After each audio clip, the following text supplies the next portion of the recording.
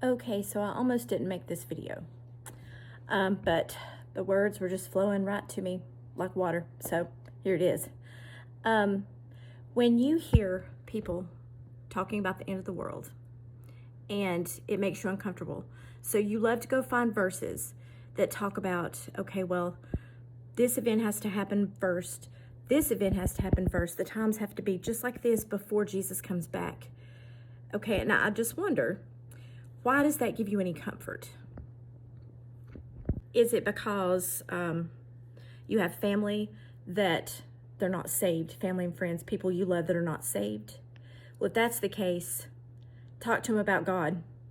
Live your life for God in front of them. Try your best. Pray your heart out and get them to heaven. All right? But if that's not it, is it because you don't want to let go of the earthly things and the worldly things that you love so much? You don't want to give them up because when you follow God, it means you can't do those things. Is that it? Well, let me tell you, if you give those up and choose to have God's blessings instead of those, because when you follow God, He showers you with an abundance of blessings when you truly give your life to God that are way better than anything you're experiencing right now. Okay, so if that's not it, is it the thought of it being the unknown, that it's never happened before, and that it's just unnerving, it makes you anxious and worried? Well, that's understandable. God didn't say that the initial fear is a sin. Feeling fear, that emotion is not a sin. Living in the fear and choosing to live in that fear and deny the fact that Jesus is coming back, deny that and choose to live in the world in oblivion, that's not what we're supposed to do. That's when it's bad. God says, do not fear. We're supposed to cast our worries and cares on Him. And in Him, we will find peace and assurance and comfort. Okay, so if that's not it, is it because you think, okay, these things have to take place. I've got time. I've got time to go ahead and live the way I want to live. The end of the world's not coming yet. I've got plenty of time to go out, and most likely it's living in a sinful way. If you're thinking about it this way, you've got time to go out and live away from God. Then when you start seeing these things happen, then you can start turning to God. Then you can get saved. Then you can follow God. Not one of us is promised the next breath. Did you know that the end of the world is most likely not going to be what takes any of us living right now, when we're the breaths that we're taking? The people that are alive right now, the end of the world most likely will not be what takes you. That could be comfort.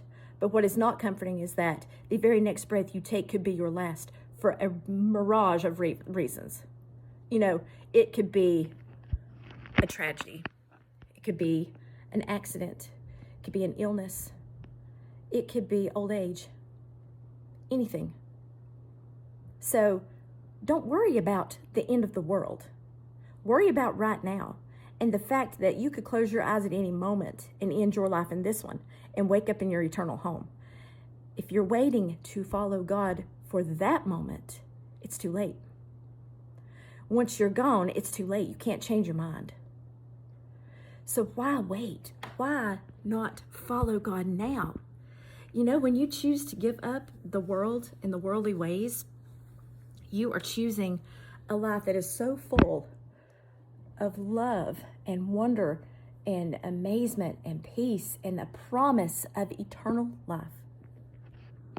You have that promise of an eternal life. Don't wait. Accept God's gift, the free gift of salvation. Jesus dying on the cross so we could live an eternity in heaven, in pure paradise. That is a fact. Don't wait and receive. You can receive blessings on earth. You know, there is a peace in knowing, there is a true peace in knowing that whenever you close your eyes, no matter how it happens, when you close your eyes in this life, you're going to open them with God. There's a peace that you have that no one else has unless they're saved. That's what you live with, no matter what circumstance you go through.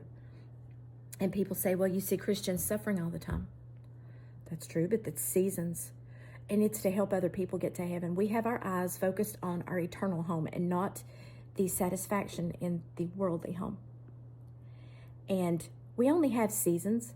We very much have good lives. We very much have moments of wonder and blessings and happiness, pure happiness.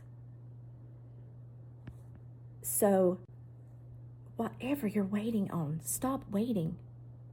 Stop waiting, because I promise you, that anybody who has made the decision to follow God has never regretted it. Never. And don't think that you've got time to just sit back and push it to the side. You never know.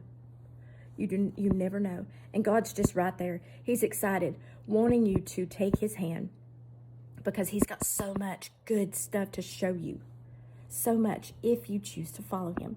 And people, wonder why God lets them go through this stuff and all. If you're not saved, if you're not living it, I'll put it this way. You could be saved. If you're not living in God's will, if you're not choosing to follow God and obey his commandments, you're not going to get blessed. You've got to follow God. You've got to consciously make an effort to love and follow God and witness to people. And follow God and accept that free gift of salvation. So, I almost didn't put it up, because some people are so sensitive, and I know it hits spots. I know it hits sensitive spots, and I'm not saying it to discourage you. I'm not saying it to scare you. I'm saying it to, well, if it does scare you, check your heart. And I say that in the most loving way possible. Check your heart. And I'm saying it so that you will be in heaven for eternity. And you will experience a peace that no one else, unless you're saved, there's a peace that you just don't experience without God. So I hope you listen to this. I hope you listen to all of it.